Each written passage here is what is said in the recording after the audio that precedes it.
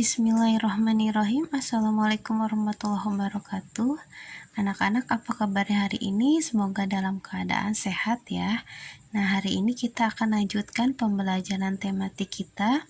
Buka bukunya di halaman 20. Yang akan kita pelajari hari ini adalah muatan bahasa Indonesia. Sebelum belajar, mari kita berdoa terlebih dahulu. Berdoa, mulai. Selesai. Nah, anak-anak, sebelumnya kalian sudah belajar atau sudah membuat suatu pertanyaan, di mana pertanyaan tersebut ini berkaitan dengan pembelajaran kita hari ini. Nah, pertanyaan yang baik itu memiliki ciri-ciri. Di antaranya apa ciri-ciri pertanyaan yang baik? Yaitu pertanyaan yang diajukan sesuai dengan tema atau topik, jadi sesuai dengan tema yang kalian pilih. Misalkan tema yang kalian pilih adalah tentang makhluk hidup, maka pertanyaan yang kalian ajukan juga sesuai dengan tema. Kemudian jawaban pertanyaan bukan hanya iya dan tidak. Jadi kalian membuat pertanyaan di mana jawabannya itu tidak hanya iya dan tidak. Kemudian yang ketiga cirinya adalah pertanyaan diajukan untuk menggali informasi yang lebih atau untuk menggali informasi yang lebih banyak. Jadi kalian buat pertanyaan di mana pertanyaannya itu untuk mencari informasi yang lebih lengkap, lebih detail, seperti itu. Nah, selanjutnya ciri yang berikutnya adalah diawali dengan kata tanya. Nah, kata tanya kemarin sudah belajar apa saja kata tanya. Terdiri atas kata apa, di mana, siapa, bagaimana, mengapa, kapan, dan lainnya. Kemudian selanjutnya pertanyaan yang diajukan harus fokus atau tepat sasaran.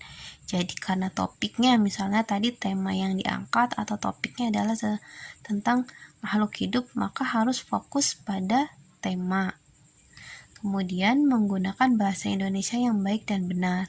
Jadi gunakan bahasa Indonesia yang baku, jangan gunakan bahasa Indonesia yang biasa digunakan untuk percakapan kepada teman sebaya. Seperti itu ya, harus bahasa yang baku. Kemudian antara pertanyaan yang satu dan pertanyaan yang lain itu saling berkesinambungan atau saling berkaitan. Jadi misalnya kalian membuat 5 pertanyaan. Nah, kelima pertanyaan itu harus saling berkaitan. Tidak boleh memiliki tema-tema yang berbeda dalam 5 pertanyaan itu. Jadi harus berkaitan atau berkesinambungan. Nah, kenapa sih kalian belajar membuat suatu pertanyaan? Dan ini merupakan ciri-ciri pertanyaan yang baik. Di antaranya ada 7 ciri-cirinya. Nah, pertanyaan ini fungsinya adalah untuk kalian nanti melaksanakan atau melakukan tanya jawab atau yang disebut juga dengan wawancara. Nah, kita lanjutkan di buku kalian halaman 38 mengenai wawancara itu sendiri. Jadi wawancara adalah tanya jawab yang dilakukan untuk memperoleh informasi. Orang yang memberikan informasi saat melakukan wawancara disebut narasumber. Nah, apa saja sih hal-hal yang harus diperhatikan ketika kalian akan melaksanakan wawancara? Di antaranya itu ada 3 hal. Hal yang pertama adalah persiapan sebelum melakukan wawancara. Apa saja persiapannya? Pertama, kalian harus membuat janji dulu dengan narasumber. Kemudian menentukan tujuan atau keperluan wawancaranya untuk apa sih? Dan persiapan selanjutnya adalah mempersiapkan alat-alat untuk mencatat dan merekam seperti pulpen dan alat rekam.